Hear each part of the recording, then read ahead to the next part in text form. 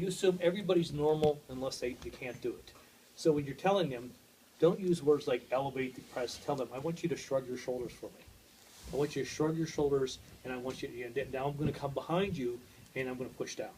Okay? Use words like that, because they're going to, little old lady probably won't get that. So you look behind you, okay, I'm going to have you come up like this, come up, and I'm going to come behind you. I'll keep you there. Now you do, she talked to you about the make or break. Make, okay, is when you give the resistance the whole way through. The mistake I see people make is you got to give them a chance. Relax once. And you got to get them a chance to go about 5 degrees to start giving the resistance, then push down. Okay, if you don't do that, they'll never get out of the starting gate. So give a chance, then push down. Break is where you have the whole way up and then you push down. Does that make sense? Make or break. All right.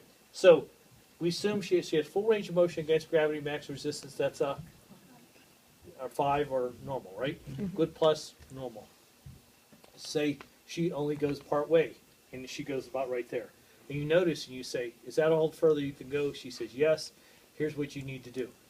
You actually have to lay them on their stomach. Okay. So can you lay on your stomach and just put your head to the side? Every time I always tell people to do this, they put their head straight down on the mat, and then look, and they're turning blue, and I'm thinking, you really don't need to do that, okay? So I'm going to pull your shirt down so that everybody can see, and we're going to elevate again. Now she has full range of motion, gravity eliminated. All you have to do is give a little resistance at the end range. If it's gravity eliminated, the most you can have to give is a little bit of resistance. The most they can be is a poor plus. Does that make sense?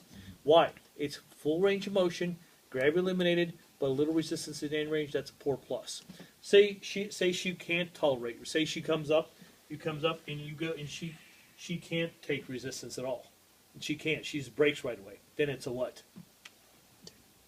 It's not a poor plus. It would be what? Poor. Poor. Yeah, because she can't take resistance. So she has full range of motion, gravity eliminated, no resistance. That's a poor. 2, right? I always learned it. You always have to actually think about numbers because we never used the numbers back when I went to school.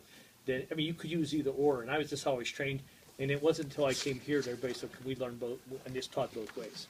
Okay, good. So that's now. Let me show you that's elevation. One of the tricks to this is actually depression.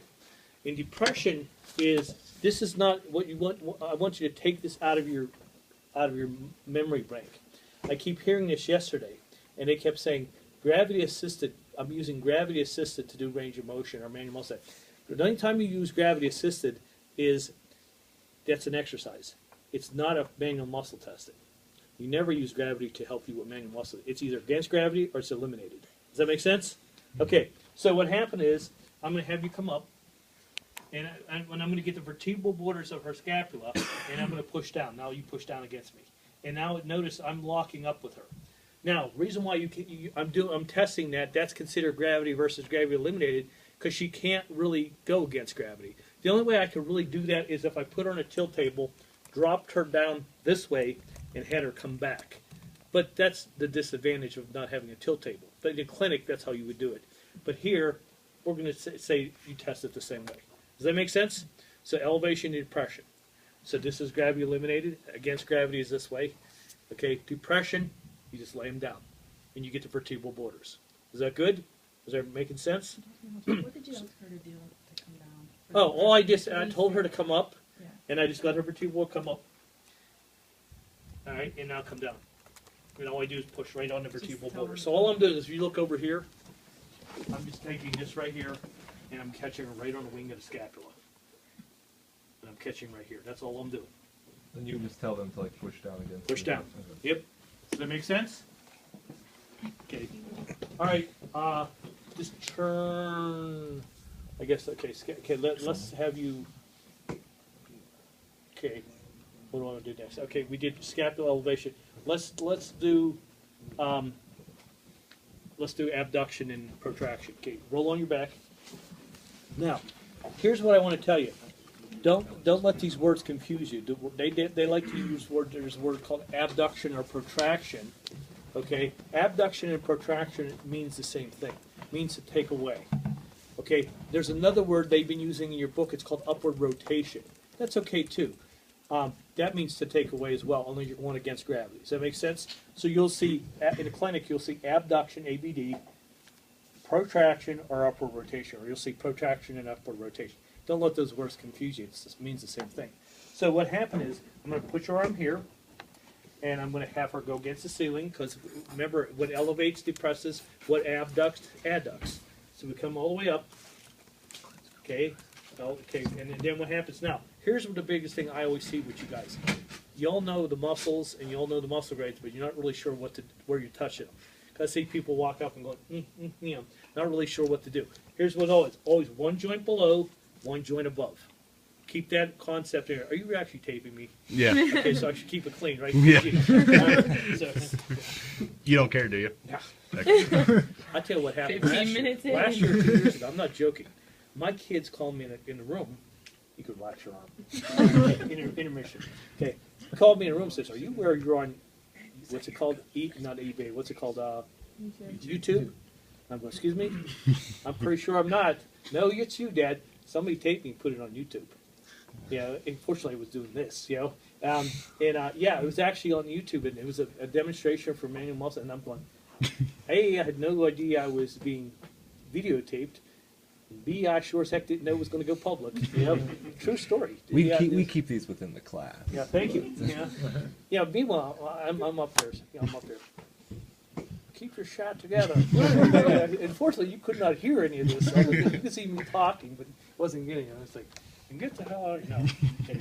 All right. So all we do: one joint above, one joint below, and then you just push down. Okay. Don't let me push you down. Keep right there, all the way.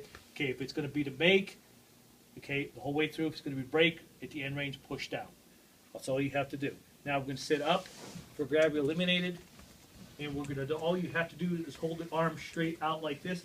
If you want to do it, if you want to let them do that and by themselves, that's fine. If you want to just give them a little bit of support, that's okay too. Now come out. You're going to come out that way, okay? And then I'm just going to give a little resistance at the end range. Does that make sense? Little tweak. Remember, it's just a little resistance at the end range, and that's a poor plus.